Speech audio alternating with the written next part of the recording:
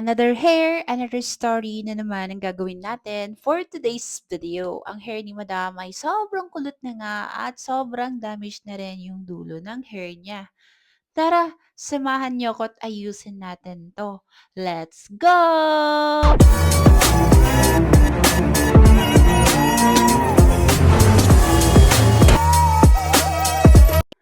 At bilang isang hairdresser, ang pinaka number one step natin ay kailangan muna nating i-check yung types ng hair niya, history ng hair niya, at mga previous na ginawa sa kanyang hair. So definitely, yung types ng hair ng ating client ay nasa W2V curly. Kaya bago hawakan yung buhok ng ating clients, alamin muna talaga natin yung mga history at syempre yung mga ginawa sa kanyang hair na previous. And this time, dito na natin gagamitin ang ating Wars Keratin Off the Straight, blue variant, and red variant. At alam naman natin na kapag kulot at kinky yung hair ng ating client, ay ito yung blue variant yung ginagamit natin at kapag may kulay naman ay ang red variant. Bali, dalawa nga pala yung gagamitin natin sa hair ng ating client, red tsaka blue. At dahil nga kulot yung growth parts niya, ay ginamitan natin ito ng blue variant dito na parts sa may root parts to mid parts. Then after that, yung mid part to end parts niya ay red variant. Bali, pina-apply na nga natin ito sa mga staff natin at iwasan talaga natin na malagay ito sa scalp or sa skin. And then, meron din tayong client dito na isa na nagpa-wars, then kulot din siya at may damage na rin yung hair niya sa dulo. So, after natin na na-plancha, ito na po yung naging result niya. So, bali 3 hours and 30 minutes din namin siya in-iron dito.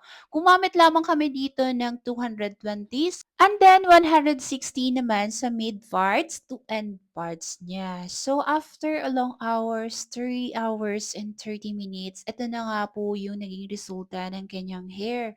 Bali, kahirap din mag-adjust dahil kailangan nyo talaga na masinsinan at maayos na pag-a-iron dyan dahil kapag mali yung pag-iron nyo, may tendency rin na masira lalo yung kanyang end parts. And then, pinalamig lang natin ito at shinampo natin ito at naglagay tayo ng hair mask. As you can see, nawala na nga yung sobrang kulot dito sa may growth parts niya dahil dito na talaga natin makikita kapag nabanlawan na natin.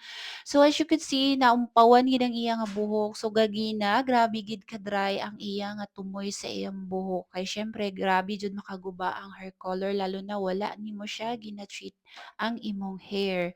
So as you can see, nakikita na dira, wala na jud ang ihang kulot. Hala, nasibano na siya. So balikan natin yung hair niya before. Ito yung hair niya before. Grabe no, grabe. As in kulot jud kaayo siya buhok. As you can see, grabe kayong hair transformation niya. So makita ninyo grabe ka-dry ang ihang tumoy, then after that ang growth parts niya kay grabe yung kulong nga gahi pa jud na siya kaayo planchahon guys. And then finally, ito na yung pinakamagandang result niya guys. Natapos na rin natin ng ilang oras. Grabe, sobrang shiny, smooth, silky at bouncy na nga yung kanyang hair. So salamat naman at naumpawan jud ang iya nga buhok, no?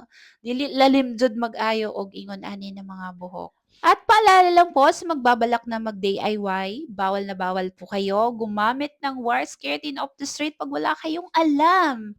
So anyway guys, maraming maraming salamat po at sana marami kayong natutunan sa mga videos and tutorials natin. At lubos akong nagpapasalamat sa Wars Hair Products. Anyway, God bless you all and see you on my next vlog. Bye! Mwah!